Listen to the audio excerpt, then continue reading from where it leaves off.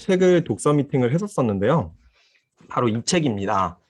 어, 벽을 깨면 비로소 보이는 네트워크 마케팅 바로 알기라는 책이었고, 저희는 독서 미팅 하면서 진짜 너무 좋았었어요. 실질적으로 네트워크 마케팅을 법률상에 있는 부분들까지 해서 좀 객관적으로 구별 지어서 알 수 있었다는 거에서 너무 좋았던 책이거든요. 그 책을 이제 알려드리는 분면일 것 같아요. 이 책을 쓴 분이 일단 직업이 되게 좋았어요. 정예재라는 분이었는데요. 이분이 실제로 법학과를 나와서 법무사로 20년간 활동을 하는데, 그때 이제 많이 맡았던 일이 불법 피라미드에 걸려 피해를 입은 사람들의 사건을 처리하면서 자연스럽게 네트워크 마케팅에 관심을 가지게 됐대요. 그래서 2000년경부터 여러 회사의 리더 사장들하고 교류를 하면서 네트워크 마케팅이 참 괜찮은 사업인데 안 좋은 방향으로 흘러가고 있는 게 너무 아쉽다라고 해서, 내가 이 좋은 리더 사장들과 좋은 문화를 갖고 이런 일들을 알리는 사람들과 함께 어쩌면 이 분야를 법무사로서 제대로 알리고 정립하는 게 가치가 있겠다라고 생각을 해서 실제로 이런 책도 내놨고요. 지금도 계속 유튜브 채널에서 네트워크 마케팅에 대한 어떤 각 회사들의 어떤 분석을 해주고 있습니다. 재밌겠죠? 그죠? 잘 따라오셔야 돼요. 직접 판매 공제조합이라고 이제 여러 채널에서 실제로 네트워크 마케팅, 우리나라에서는 다단계 판매라고 하죠. 이 산업이 얼마나 경제적 파급 효과가 있는지를 이 직접 판매 공제조합이라는 센터에서 버스 채널, 지하철 채널, 그런 LCD 채널이나 이런 공공기관에서 나오는 VCR로 정말 많은 광고를 내고 있어요. 왜냐하면 이 산업이 우리나라 지금 같은 코로나 시기, 위험한 위기의 시기에 정말 많은 경제적 파급 효과를 갖춰줄 수 있는, 가져다 줄 수 있는 일이기 때문에 그렇거든요. 좀 볼게요. 다단계 판매는 말도 많고 사람들의 인식이 예전에 안 좋은 그런 어떤 행태 때문에 인식이 좀 안 좋을 수 있지만 실제로 정말 좋은 문화들이 만들어져 있고요. 여기서 돈을 버는 사람들이 많이 있고요. 그래서 산업의 매출 규모는 2008년 2조에서 2018년 5조까지 상승했고요. 지금은 10조를 바라보고 있습니다. 어마어마한 상승세를 타고 있죠. 다단계 판매의 경제적 파급 효과는 15조, 17년도만 해도 15조 5천억입니다. 여기를 잘 보면 한양대학교에 있는 교수가 이걸 검토를 해봤을 때 매출액이 5조고요. 경제 파급 효과를 합하면 15조인데, 이를 자세히 살펴보면 생산 파급 효과는 8조, 수입 유발 효과는 6천억, 부가가치 유발 효과가 4조, 소득 유발 효과가 1조, 세수 유발 효과가 2천억입니다. 그죠? 지금 같은 시대에 2천억을 세수로 국가가 걷어들일 수 있는 일이기도 한 거예요. 그렇기 때문에 갈수록 국가가 더 많은 지원을 할까요, 안 할까요? 무조건 더 지원을 할 수밖에 없습니다. 왜냐하면 코로나로 일을 안 하고 있는 사람들이 직장을 잃은 사람들한테 지원금을 줘야 되는데, 그 많은 지원금을 어떻게 회수하려고 할까요? 이런 집에서도 수익을 창출할 수 있고, 수익이 창출되면 세금을 걷어들이는 이런 네트워크 마케팅이 좋은 회사들을 장려하는 데 엄청난 힘을 쓸 겁니다. 그래서 저희가 더 잘 알아야 돼요. 경제 유발 효과 10조가 어느 정도인지 좀 이렇게 인지가 안 될 수도 있잖아요. 그래서 제가 좀 체크를 해봤거든요. BTS 포함 한류로 일어나는 여러 가지 파급 효과가, 경제 파급 효과가 10조입니다.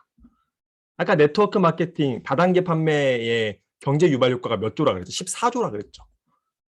그리고 제주도와 되게 예쁜 경치나 이런 자연 관광지잖아요. 거기에서 일어나는 비용, 사람들이 돈을 쓰는 비용, 이런 것들에 대한 유발 효과가 10조입니다. 그죠? 롯데 월드타워가 경제 유발 효과만 10조. 이거보다 더 많은 경제 유발 효과를 일으키고 있는 게 다단계 판매업이고 네트워크 마케팅입니다. 저희가 정말 잘 알아야 될게요. 그러면 이 시대가 이제 바뀌고 있는데, 트렌드가 바뀌고 있는데, 이럴 때 내 가장 친한 친구가, 내 가족이 네트워크 마케팅을 준비하고 알아보려고 할 거예요. 그러지 않나요? 그때 정확히 얘기해 줄 수 있으세요?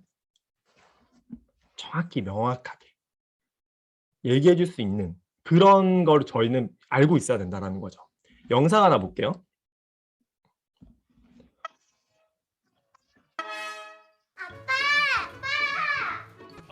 아들 왔어. 아빠, 다단계가 뭐야? 너 그런 말 어디서 배웠어? 내 짝꿍 서준이는 엄마 다단계 하는데 다단계가 멋진 거야?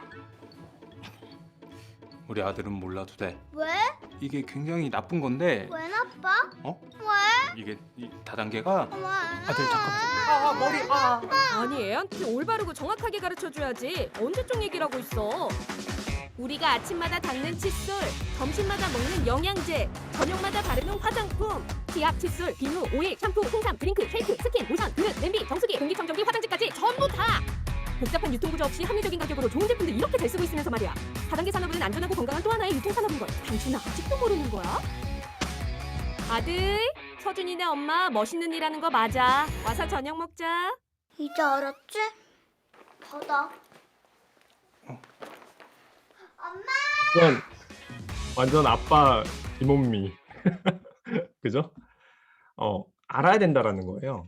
이렇게 명확하게 알아야 되고, 지금 내가 예전에 들었던 어떤 안 좋은 어떤 기사, 좀 옛날 구식의 어떤 그런 정보를 가지고 얘기하면 저렇게 아들한테도 무시당하는 거, 이거나 받아, 이렇게 된다라는 거죠. 저게 우리나라에서 정부에서 직접 판매 공제조합이란, 그러니까 다단계라는 그 워드가, 그 워딩이 너무 안 좋은 워딩이니까 공모를 한 거예요. 직접 판매로. 그게 선정이 돼서 직접 판매 공제조합이란 단체에서 이런 다단계 판매란 이런 좋은 문화를 활성화시키기 위해서 광고로 계속 제작을 하는 겁니다. 최근에 나온 광고예요, 저게. 유튜브나 버스나 지하철, VCR에서 저런 걸 볼 수 있습니다. 그죠? 저희가 아까 그 정도는 설명을 잘 할 수 있을 건데, 이제 정말 많은 단체들이 생겼고요. 회사들이 많이 있습니다. 저희가 방문 판매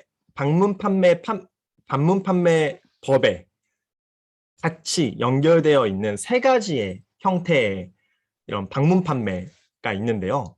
하나가 그냥 방문 판매고요. 하나가 후원 방문 판매고요. 하나가 저희가 하고 있는 뉴스킨이 들어가 있는 다단계 판매업입니다. 이 세 가지가 여러 회사들이 왔다 갔다 하면서 이게 다 똑같은 회사인 줄 알고 되게 막 물어보는데 저희도 막 잘 설명을 못하고 이런 경우들이 생기죠. 정확히 명확하게 다르거든요. 근데 아마 애매모호하게 알고 있는 분들이 되게 많으실 거예요. 그래서 이 부분을 제가 책에 나온 부분을 가지고 이야기를 한번 해드리도록 하겠습니다. 일단 방문 판매와 다단계 판매에 대해서 한번 이야기를 해볼게요. 제가 쇼더 플랜에서도 많이 배웠지만 실제로 법률상에 있는 걸 가지고 토대로 좀 더 얘기를 한번 해볼게요. 방문 판매와 다단계는 어떻게 다르냐면, 유사한 점은 방문 판매법에 이 세 개가 다 등록이 돼 있다라는 거예요. 거기에 있는 어떤 법률적인 규제를 받는다라는 거고요. 방문 판매법은 이렇게 돼 있어요. 판매업자가 판매원을 통해 영업장소 외에 장소에 방문하여 상품을 판매하는 것, 그런 형태로 뭔가가 유통구조가 이루어지고 판매가 된다면 방문 판매로 규정을 합니다. 그죠? 그러니까 방문 판매, 후원 방문 판매, 다단계 판매 다 방문 판매로 들어가는 거예요, 사실은. 그런데 다른 점은 뭐냐? 왜 그렇게 나누어 놨냐? 보상 지급 방식이 완전히 다릅니다.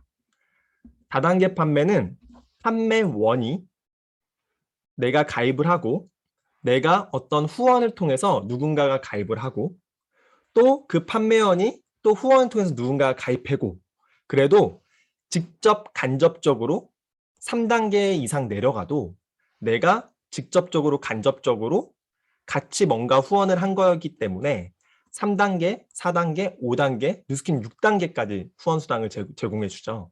그 3단계 이상까지도 내가 관여한 어떤 교육 프로그램이나 후원에 대한 부분들을 후원 수당으로 지급받을 수 있는 게 다단계 판매업이고요. 판매 수익은 당연히 받는 거고요. 또 후원 수당은 3단계 이상까지 받을 수 있는 게 다단계 판매입니다. 그럼 방문 판매는 뭐냐? 방문 판매는 그냥 업체에 소속돼서 전문 판매원으로서 판매만 전담하는 거예요. 그냥 내가 화장품을 잘 파는 거, 내가 보험을 잘 파는 거, 내가 웅진코웨이나 어떤 정수기를 잘 파는 거, 이런 거에서만 돈을 받을 수 있고, 내가 누군가를 교육하거나 후원해서 뭔가를 알려주더라도 그거에 관한 사람이 그 후원을 받아서 매출이 일어나도 거기에 관한 돈은 받을 수가 없다. 그게 방문 판매입니다. 그래서 사실 이 책에서 그런 얘기를 많이 해요. 다단계 판매는 판매라고 하면 안 된다. 이름을 바꿔야 된다라고 해요. 다단계 후원이라던가 판매라는 이름을 빼고 후원이라는 이름을 넣어서 우리는 후원을 통해서 교육을 통해서 돈을 받는 일이라는 거를 좀 바뀌어야 되는데 이런 이름이 많은 오해를 산다. 이런 이야기를 했습니다. 넘어가 볼게요. 그래서 법에서는 이 방문 판매는 그냥 제품만을 판매하는 거기 때문에 별로 법적인 규제가 별로 없어요. 여기 보시면은 방문 판매는 그냥 공정거래위원회에 신고만 하면 되고, 어떤 방문 판매로 어떤 사업을 시작하려면 뭐 공제계약 체결도 권장사항 요게 하나 있고, 자본금 제한 없고요, 후원수당 지급도 몇 프로 제한 없고요, 뭐 다른 것도 의무도 없고 가격 상한도 없어요. 그런데 다단계 판매는 여기 보시면은 특성상 방문 판매보다 소비자 피해나 이런 부분들을 잘못 활용하면 이런 우려가 있기 때문에 방문 판매법은 방문 판매보다 다단계 판매를 엄격히 규제하고 있습니다. 그래서 다단계는 공정거래위원회 요건 갖춰야 되고요. 공제계약도 완전히 체결돼 있어야 되고요. 최소 자본금도 5억 원 이상이 있어야 되고요. 전체 매출이 일어나면 최대 35% 이내에서만 후원 수당을 지급해 줘야 되고요.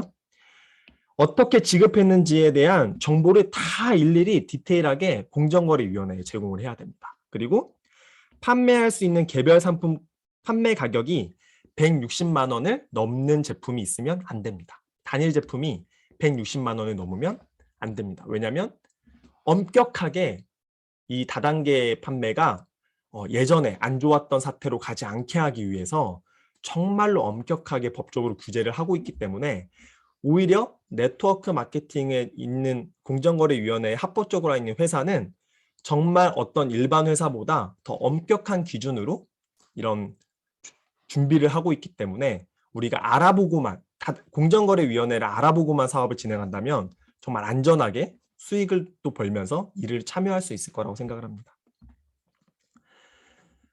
여기서 이제 좀 자세히 얘기해야 될 부분들이 아마 이 부분일 겁니다. 후원 방문 판매는 그럼 뭔가? 그 일례로 지금 인세덤이라는 회사가 엄청 확장이 되어 가면서 이 후원 방문, 우리 회사는 네트워크 마케팅이 아니야. 후원 방문 판매야. 그래서 35%의 규정도 없고 최대 70%까지 줄 수 있어. 이런 이야기를 하거든요. 인세덤이라는 회사에서. 이 후원 방문 판매를 잘 알고 있어야 될 것 같아요. 왜냐하면 정말 많이 확장을 하면서 많은 분들이 이걸 물어보거든요. 후원 방문 판매에 대해서 한번 글을 한번 읽어볼게요. 방문 판매법은 2012년 2월 17일 개정되면서 종전에 없던 후원 방문 판매에 관한 규정을 추가했대요. 이 배경이 되게 중요한데요. 다단계 판매에 관한 규정이 방문 판매에 비해 매우 엄격하다. 사행성을 막아 소비자 피해를 방지하기 위한 조치였는데 이처럼 다단계 판매에 대한 규제가 엄격하다 보니까 업계에서는 형식은 방문 판매 업체로 신고를 하고 실질적으로는 보상 방식이 탁월하고 조직 확장력이 큰 다단계 판매 영업을 하는 신방문 업체들이 많이 생겨난 거예요. 이러한 신방문 업체들로 인해 소비자의 피해가 확산되자 방문 판매와 다단계 판매 중간에서 위법하게 활동하던 이들 업체들을 효과적으로 규제하기 위해 후원 방문 판매 규정을 신설하였습니다. 그래서 후원 방문 판매는 방문 판매와 다단계 판매의 중간에 위치한 사업 방식이에요. 여기 오른쪽에 보시면은 네트워크 마케팅 다단계는 3대 이상까지 쭉 밑으로 내려가도 후원 수당을 받을 수 있게 돼 있었잖아요. 그런데 방문 판매는 후원 수당을 아예 받을 수 없는 구조고요. 근데 이 사이에 있는 중간 단계가 후원 방문 판매라고 했잖아요. 그래서 판매도 가능하고 판매 소득도 얻을 수 있고 후원하는 수당도 받을 수 있는 그 중간 단계의 업이 후원 방문 판매라고 보시면 될 것 같아요. 옆에 보시면 회사가 있고 이 사람이 판매원으로 그러니까 판매원으로 가입을 하고 누군가한테 이야기해서 이 을도 판매원으로 가입을 해서 뭔가를 소비자 구축을 할 때 이 이 을에 대한 후원 수당을 갑은 받을 수가 있어요. 근데 을이 병을 만들었을 때 누스키는 이 병에 대한 것도 갑이 받을 수가 있잖아요. 영향력이 있잖아요. 그런데 후원 방문 판매는 병에 대한 거는 을만 받을 수 있고요. 을에 대한 거는 갑만 받을 수 있고요. 병에 대한 후원 수당을 갑은 받을 수가 없습니다. 그러니까 내 일대로 후원한 직대 후원자의 후원 수당만 받을 수 있는 게 후원 방문 판매예요. 그죠? 그래서 제품 판매 매출과 일대 후원 수당만 받을 수 있는 게 후원 방문 판매입니다. 그래서 우리가 생각하는 레버러지를 통한 보상에 대한 구조를 받을 수 있는 회사인가요? 이 후원 방문 판매는? 네, 큰 레버러지를 얻을 수 있는 회사는 아닙니다.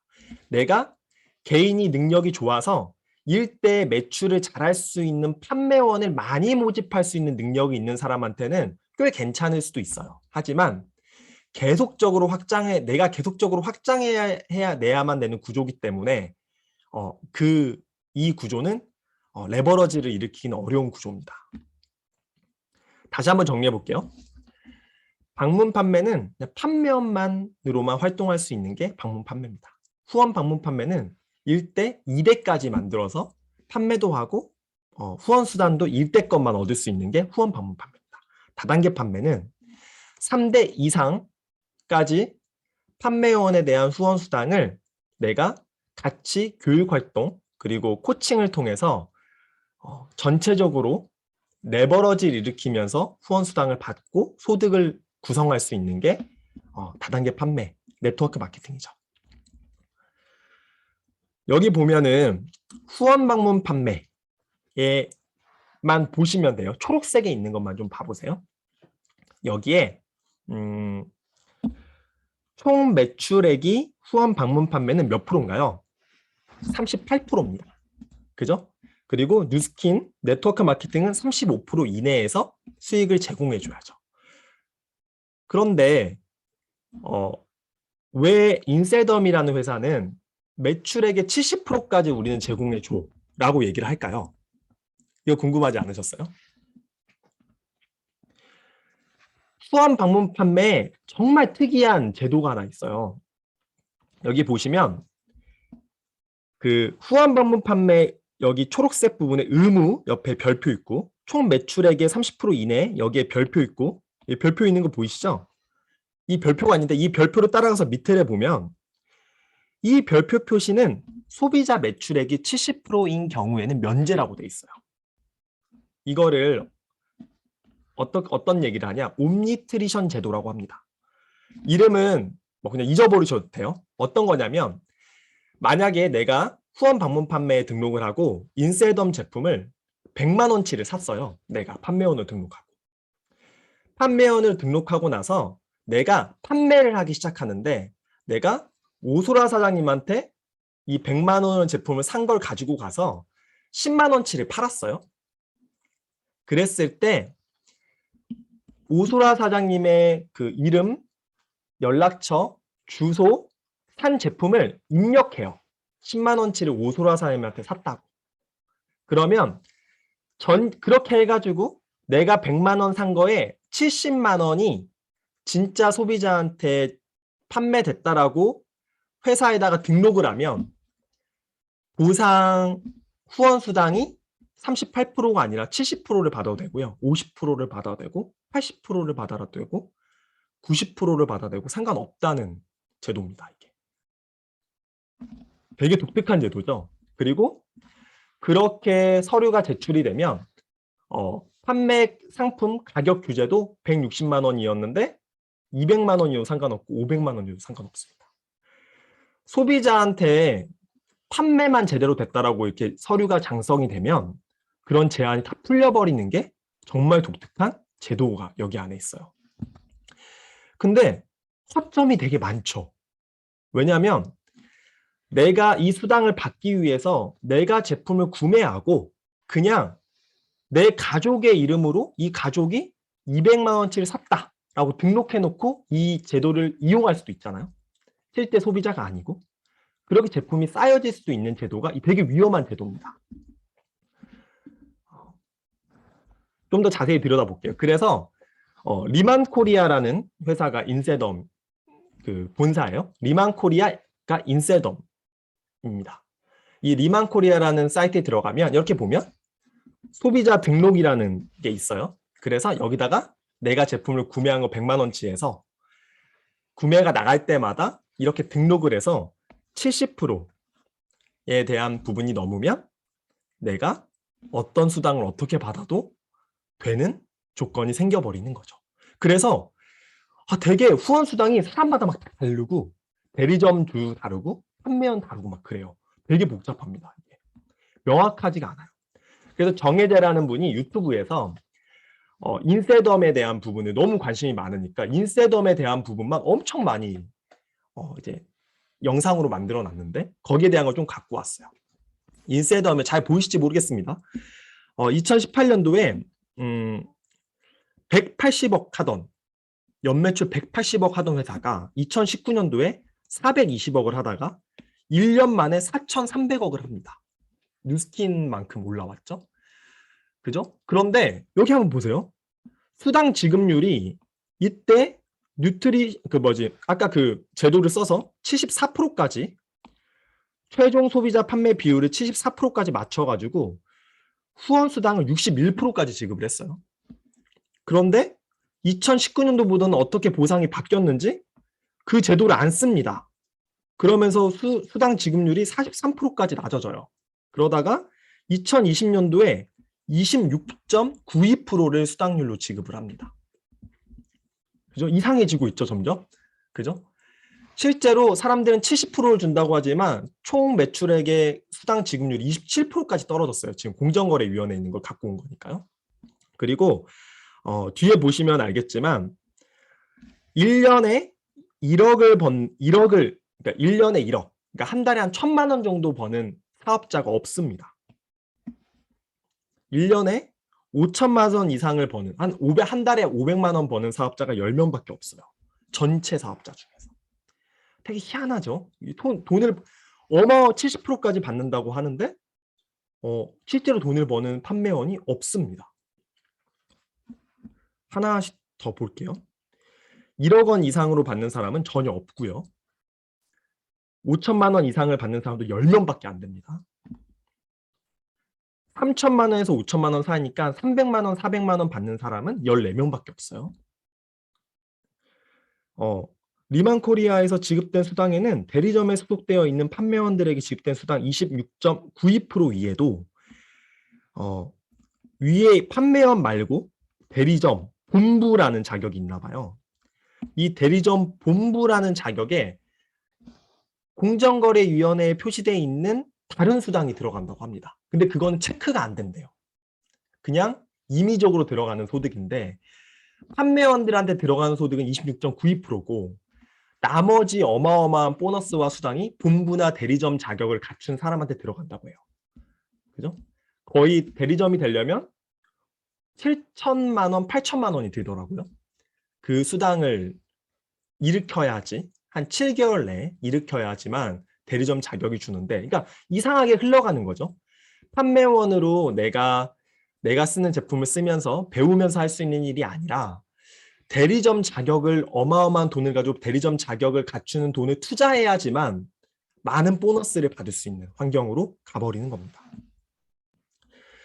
대리점주들의 소득이 얼마가 되는지 공개되지 않아. 공개를 하지 않는 거예요. 밖에서는 알 수 없지만 각 대리점에 소속되어 있는 판매원들의 소득이 너무 작다는 게 문제죠. 제가 비교를 해봤습니다.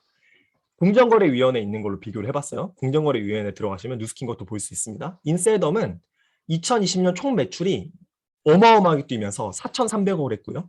뉴스킨도 2020년 총 매출이 4,300억 정도 했습니다. 약 보면 뒤에 자리는 좀 다릅니다. 그런데 2022년 똑같이 벌었는데 판매원들에 들어간 총 후원 수당이 인셀덤은 1,160억을 줬고요. 뉴스킨은 1,470억을 줬습니다. 그죠? 별거 아니지만 310억을 더 준 거예요. 그죠? 그러면 인셀덤에 있는 사람들이 70%까지 준다는 그 수는 어떻게 자세히 들여다보면 26.92%밖에 안 되는 겁니다. 그죠? 1,470억, 310억. 한 사람한테 1억씩만 나눠줘도요. 310명에 있는 판매원들에게 저희 같은 사람들에게 1억 원씩을 나눠줄 수 있는 그 엄청난 금액이 차이가 나기 시작하는 거죠. 후원수당 비율이 왜요?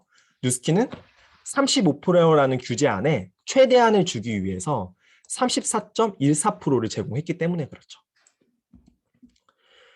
인셀덤 총 판매원 수가 2020년 제일 최근 자료로 봤을 때 37만 4,246명입니다. 뉴스킨의 총 판매원 수는 그보다 적은 29만 578명입니다. 그런데 수는 훨씬 적은데 인셀덤이 4,300억하고 뉴스킨이 4,300억 했는데 2020년 공정거래위원회에 들어갔을 때 1억 원 이상을 수입을 버는 사람은 0명이고요. 뉴스킨은 184명입니다. 5천만 원 이상을 버는 사람이 10명인데 뉴스킨은 277명입니다. 5천에서 3천만 원 버는 사람이 인셀덤은 14명인데 뉴스킨은 509명입니다. 3천에서 2천만 원 버는 사람이 인셀덤 41명인데 뉴스킨은 1239명입니다. 이 차이 한번 비교 한번 해보시겠어요? 후원 방문 판매를 통해서 실질적으로 70%를 준다. 이렇게 하거나 준가가 우리는 네트워크 마케팅이 아니라서 밑에 있는 후원 수당을 막 해서 복잡하지 않고 그냥 바로 뭐 70%를 받아. 이렇게 해서 우리는 바로 돈을 벌어. 이렇게 얘기해서 어떤 네트워크 마케팅을 하거나 참여시킬 수가 있어요. 하지만 그 사람들이 요구하는 건 대리점 자격을 갖추기 위해서 정말 많은 제품을 사라는 방향으로 가게 될 겁니다. 그죠? 이 구조를 통해서 보면 딱 알 수가 있죠. 선택을 해야 될 것 같아요. 저희가 잘 알고 있어야 될 것 같아요. 잘 설명을 해줘야 될 것 같아요. 보상 플랜은 어떤 수익 구조는 사고를 지배합니다. 내가 쉽게 돈 벌 수 있는 일로 통장을 보여주거나 쉽게 돈 벌 수 있는 70%, 50%, 80% 이런 걸 보여주면서 이 일을 해. 어떤 문화나 이런 어떤 프로그램을 없이 그냥 제품을 사서 그 수익을 얻어. 라고 이야기하는 보상 플랜으로는 밑에 생성되는 조직들이나 그룹들도 다 그런 생각밖에 안 하고 있겠죠. 저희는 한 명의 그룹 리더라도 정확하고 명확하고 상식적인 기준을 가지고 한 명의 제대로 된 어떤 롤모델이 내 자식들도 명문가로 만들고 그 밑에 있는 자식들도 명문가로 만드는 한 명의 올바른 생각을 가진 사람들이 이 명문가를 만든다고 하죠. 그래서 케네디가 여러 가들이 그런 명문을 만들었죠. 한 사람의 정확한 사고를 가진 사람들이 그런 것들을 만들어내는 겁니다. 오늘 제가 네트워크 마케팅 바로 알기에서 실제로 많이 좀 혼동될 수 있는 부분들 그리고 실전에 만났을 때 어떻게 너무 막 말리기도 하고 막 이러거든요. 그런 분들에게 가서 막 싸우라고 그러는 건 아니고요. 그냥 정확히 알고 있으면 내가 담대하게 그들에게 한마디를 하더라도 촌철살인 같은 이야기를 해줄 수 있을까라는 생각으로 오늘 준비해 봤고요. 내일은 이 2편이 준비되어 있으니까요.